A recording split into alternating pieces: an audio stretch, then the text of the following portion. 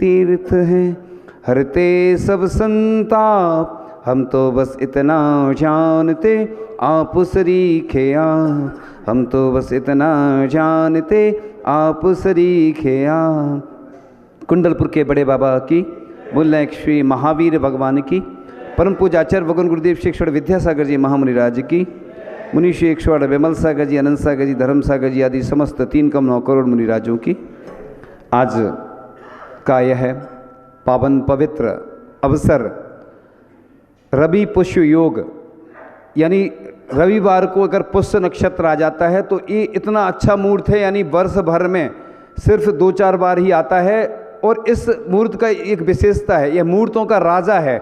इस मुहूर्त में जो भी काम करना हो, विवाह छोड़कर सब कार्य मतलब अच्छे होते, दीक्षा लेना हो, कोई भी काम की शुरुआत, तो ये नक्षत्र इतना पावरफुल होता है, यानी ये समझ लीजिए आप कि जितने दिन खराब हो, तिथि खराब हो और भी सब दोष हर लेता है ये। इसलिए पावरफुल मुहूर्त में जो अच्छे काम करे जाते हैं वो सफल होते हैं, स्थायी काम होते हैं। मंदिर के शिलान्यास, वेदी शिलान्यास या दीक्षा, जो भी स्थायी काम होते हैं, बड़े काम होते हैं, अच्छे शुभ कार्य होते हैं, वो सब इस नक्षत्र में किए जाते हैं। तो पंचकल्याणक महोत्सव का पात्र चयन होना है और उसकी भूमिका चल रही है कई दिनों से। प्रतिदिन लोग आते हैं, बताते हैं, बोलते हैं। अब कई बार तो ऐसा होता है नगरों में पंचकल्याणक की तिथि घोषित हो जाती है, लेकिन आचार्य भगवान तुरंत ही भेजते हैं, पहले से नहीं भेजते हैं। बहुत कम ऐसा अवसर होता है, शायद संभवतया कई वर्षों में हमने ऐसा देखा है कि शायद पहला ही अवसर होगा कुंडलपुर को छोड़ दें। तो कुंडलपुर की बात अलग थी, उधर पहले से सभी आ गए थे, बड़ा महोत्सव था, तैयारियां चल रही थी। अभी 2 स्थानों पर आज गजरत की परिक्रमा है। एक ऐसा स्थान है जो पास में है आपके और एक है दूर, वो समझ गए होंगे आप लोग, जिस भूमि पे चारों मुनि राजों ने जन्म लिया। जन्म नहीं भी लिया तो निवास तो किया है, महाराज जी का नहीं हुआ जन्म, लेकिन तो मुनि श्री पूज्य सागर जी महाराज की बहुत भावना थी कि आप लोग 24 वर्ष हो गए हैं अपनी जन्मभूमि पर नहीं आए हैं, तो कम से कम हमारी भावना है कि पंचकल्याण के माध्यम से तो कम से कम जन्मभूमि पर आ जाएं। लेकिन वो संयोग नहीं बन पाया, पुण्य नहीं था, उस योग्यता का ऐसा अनुकूलता नहीं थी, तो उधर नहीं जा पाए। लेकिन इधर इस ओर आचार्य भगवान का आशीर्वाद मिला, यहाँ के लोगों की भावना थी। तो पूज्य सागर जी महाराज, जो कि महाराज जी के साथ साधना की, और कहीं भी जब भी ऐसी बात आती थी कि जैसे कोई संघ का विहार करवाना है, तो महाराज जी तो बाद में बने, लेकिन उनकी कैसे वृद्धि हुई उनके पुण्य में आपको बताते हैं। हमने बताया था एक दिन कि पुण्य बढ़ाने के 1008 तरीके हैं। पुण्य बढ़ाने के 1008 तरीके कैसे हैं, तो इकट्ठे तो नहीं बताएंगे, शॉर्ट एंड स्वीट थोड़ा थोड़ा बताते रहते हैं जब जैसी अनुकूलता होती है। तो महाराज जी जब पूजन करते थे तो अच्छी द्रव्य लाते थे, यानी बाजार में जो बादाम अच्छी मिलती थी, और जब भी कोई साधु को आवश्यकता है, कोई आहार की व्यवस्था, पूरे देश में स्थिति ये होती है कि कभी ऐसा काम हो तो सामूहिक में तो सब आ जाएंगे, लेकिन कभी कभी कोई साधु की अस्वस्थता है या कोई विहार चल रहा है तो कोई तैयार नहीं होता है, तो ऐसी जगह वो विहार भी कराते थे, स्वयं भोजन भी बनाते थे और सबको लेके चलते थे। और इतनी अच्छी द्रव्य होती थी कि मंदिर में लोग देखते थे। और जब धूप बनाते थे वो लोग, उस ग्रुप में हम शामिल बाद में हुए, हम इसलिए हमें मालूम है, लेकिन उनके साथ तो हम रहे नहीं। 1999 नवंबर में एक साथ दीक्षा हुई थी जब, तो इस बार रजत दीक्षा दिवस आने वाला है 26 अप्रैल को संभवतः, है ना, 22 अप्रैल को डेट से हुई थी वो तिथि से, तो यहीं पे वो अवसर प्राप्त होगा। तो रजत यानी 24 वर्ष पूर्ण होकर 25वां दीक्षा दिवस आने वाला। तो महाराज जी हमें सबसे पहले आचार्य जी के पास ले गए थे। कहाँ? नेमावर में। हम नेमावर में जब दर्शन करने गए तो वो हमें ले गए, परिचय करवाया, और आचार्य जी के प्रथम बार इतने पास से दर्शन किए थे और आचार्य जी ने बहुत अच्छा आशीर्वाद दिया था। हमें थोड़ी मालूम था कि आचार्य जी सबको हर लेते हैं, यानी उन अपने पास अपना बना लेते हैं। उनकी पास चुंबकीय व्यक्तित्व है, आचार्य जी के पास जो आता है वो उन्हीं का हो जाता है, बस वो अच्छी निगाह से अच्छे से देख लेते हैं। तो वो नेमावर की ही धरा थी कि वहाँ पर ऐसा संयोग बना। तो महाराज जी हमेशा सबके बारे में अच्छा सोचते रहते और महाराज जी के साथ साथ उन्होंने साधना की। वही अभिनंदन नाथ भगवान का क्षेत्र है जहाँ पर अभी महापंच कल्याणक हो रहा है, सभी लोग वही हम लोगों की साधना स्थली रही है। वहाँ पर रात रात भर महाराज जी लोग कई बार वहाँ पर अनुकूलता अनुसार सामयिक करते थे, ध्यान करते थे। जो तीनों महाराज जी हैं ये इनकी बता रहा हूँ मैं, फिर अपनी भी बताऊँगा, क्योंकि वही स्थान था, उसी स्थान पर हम लोग स्वाध्याय करते थे, मंदिर में पूजन करते थे और वहीं पर रहकर साधना की। तो हम लोगों की साधना स्थली है जहाँ पर आज अंतिम दिन वहाँ पर जो महामहोत्सव संपन्न होने जा रहा है। अब तो उनका प्रमोशन हो गया भगवान का। हमारे सामने जो भगवान थी वह अभी भी है मूल नायक अभिनंदन नाथ भगवान की छाँव तले हम लोगों ने साधना की। और अब बड़ी प्रतिमा का पंचकल्याणक और भी जो वहाँ पर वेदियाँ हैं, बहुत सारा परिवर्तन हो गया जो हमने नहीं देखा है, अभी अपनी आँखों से नहीं देखा, इसलिए हम चित्र में देखा है। तो वहाँ से साधना का क्रम प्रारंभ होते होते और भी महाराज जी जब अभी भोपाल में थे, अष्टानिका में उपवास चल रहे थे, 8 उपवास की साधना की और भी अष्टानिका में 6 उपवास, 5 उपवास, 4 उपवास आदि करते हुए अपनी साधना का क्रम जारी है। इसी प्रकार से संयोग बना, यहाँ भी पंचकल्याणक महोत्सव संपन्न होना है। और पात्र चयन जब होता है तो लोग क्या होते हैं, सोचते हैं अरे हमारी स्थिति नहीं है। बाद में जब पंचकल्याणक होता है, जब दूसरों को देखते हैं तो बड़ा पछतावा होता है। हमारे पास कई लोग आते हैं कि महाराज जी हमने थोड़ा सा और बढ़ जाते आगे तो पात्र बन जाती। कितना आनंददायी क्षण होता है।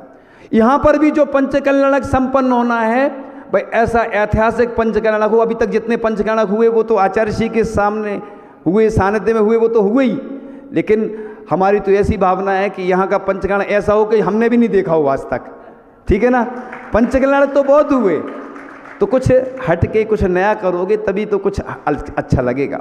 अपन दूसरों को देख के बस प्रशंसा कर लेते हैं कि उनने किया तो बहुत अच्छा किया, हम भी तो कर सकते हैं, हम क्यों नहीं कर सकते हैं। आप ऐसा क्यों सोचते हैं कि हम नहीं कर सकते हैं। आपके अंदर वह क्षमता है, आप भी कर सकते हैं। इतनी बड़ी समाज मिलकर क्या नहीं कर सकती। एक छोटा सा बालक था, रोड पे सड़क पे एक पेड़ डला हुआ था, लोग आ रहे थे, वो बच्चा हिलाने का प्रयास कर रहा था। छोटा सा बच्चा इतने बड़े पेड़ को कैसे हिलाएगा। एक व्यक्ति ने कार में से देखा कि वो व्यक्ति, छोटा सा बच्चा इतनी मेहनत कर रहा है, चलो अपन भी इसका सहयोग करते। और लोग देखते हुए निकलते जा रहे थे। और जैसे ही वो बच्चे के साथ वो व्यक्ति हुआ तो लोगों ने देखा कि अरे ये पेड़ हटाने का प्रयास कर रहा, तो लोग इकट्ठे होते गए, बहुत सारी भीड़ इकट्ठी हो गई, वो पेड़ हट गया। तो ऐसे ही समाज में होता है कि कई बार कोई काम होता है तो लोग सोचते वो तो कमेटी का काम है, कमेटी सोचती है कि लोग आएंगे कर लेंगे।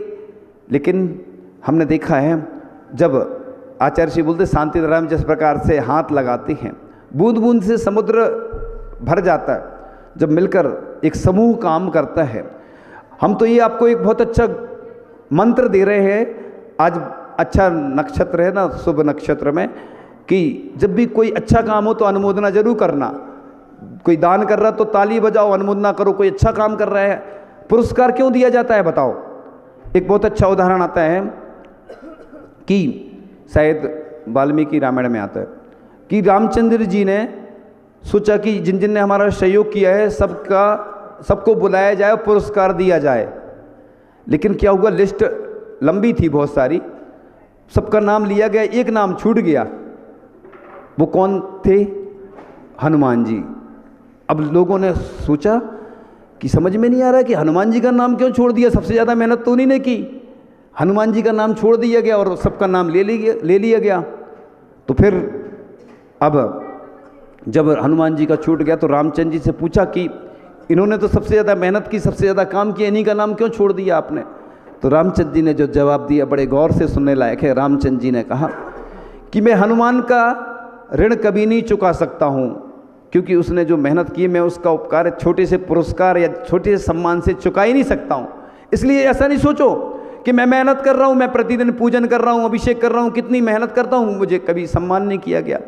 सम्मान तो किया जाता है, इस समाज की औपचारिकता रहती है। व्यक्ति दूसरे को रसगुल्ला खिलाता है तो उसके हाथ में मीठा लग जाता है। किसी को तिलक लगाते हैं तो सबसे पहले अपने हाथ में क्या लगता है? चंदन। चंदन अपने हाथ में लगेगा, उसके में बाद में लगता है। अपना कार्य स्वयं में सम्मान है। इसलिए बूंद बूंद मिलकर के सागर बनता है। आपने देखा तिनके जोड़ करके रस्सी बनाई जाती मोटी, उससे हाथी भी बांधा जाता है। कलऊ एकता बलम, कली का आलम है, एकता ही बल है।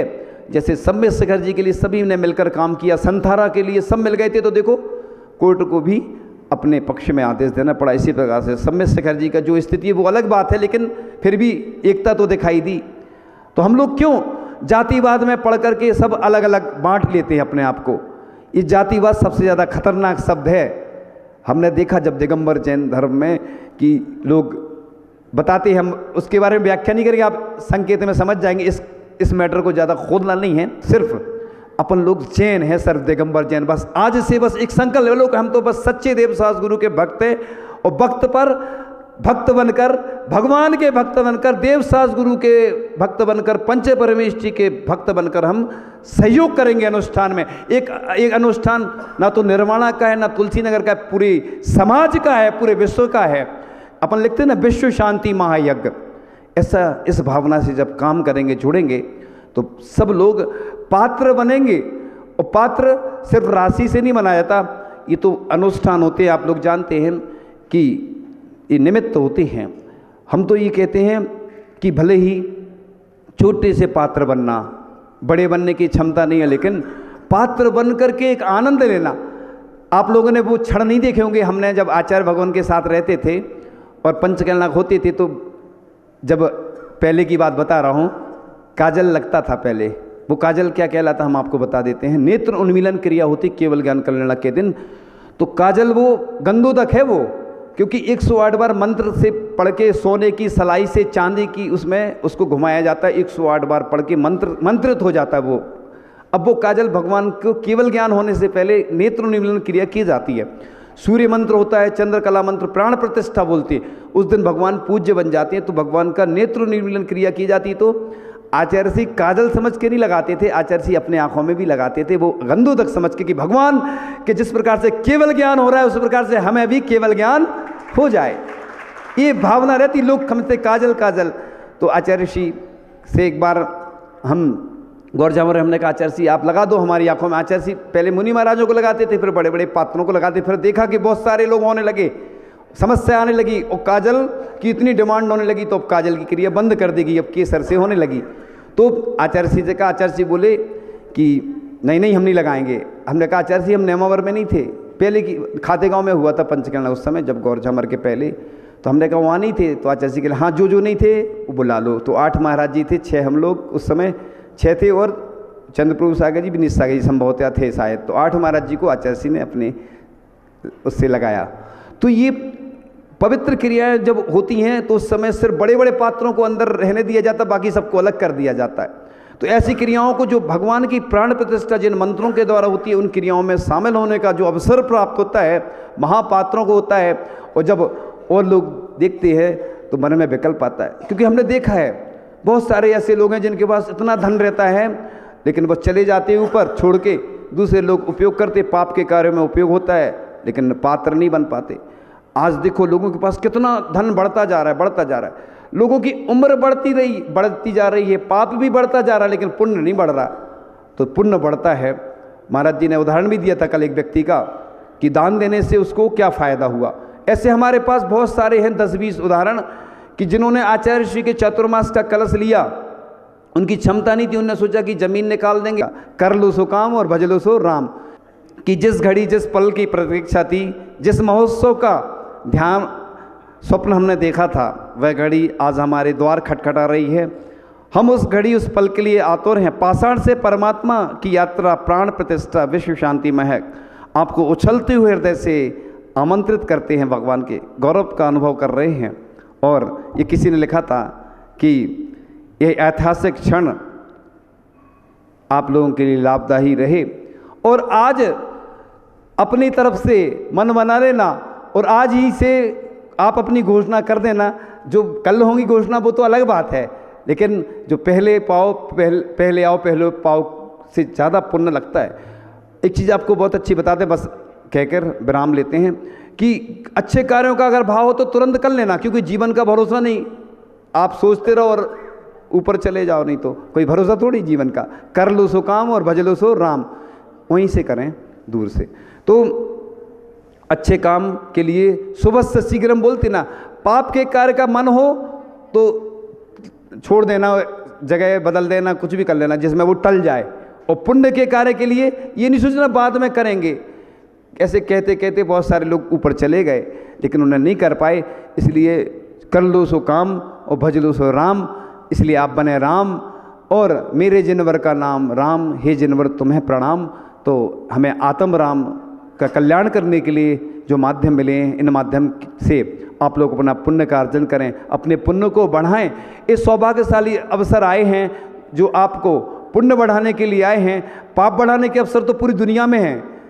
देखो, पाप बढ़ाने के अवसर कल कार्यक्रम हुआ था तो कैसे लोगों ने बढ़ चढ़कर हिस्सा लिया। लोगों ने सोचा नहीं था, लेकिन जब संयोग बनता है, मुनि राजों का सानिध्य मिलता है तो बस लोग लाभ ले लेते हैं। इसलिए ऐसा नहीं सोचा ये उदासीन आश्रम है तो सबको उदासीन रहना है। इधर एनर्जी आना चाहिए। कल उदासीन आश्रम का नाम बदलना अपन को, उदासीन लोगों के लिए है, जो दादा लोग रह रहे हैं उनके लिए है उदासीन आश्रम। लेकिन आप लोग उदासीन नहीं रहना, नहीं तो फिर हम लोगों को, आप लोगों को ऊपर बैठाना पड़ेगा सबको, क्योंकि उदासीन लोगों की यहाँ ज़रूरत रहती है।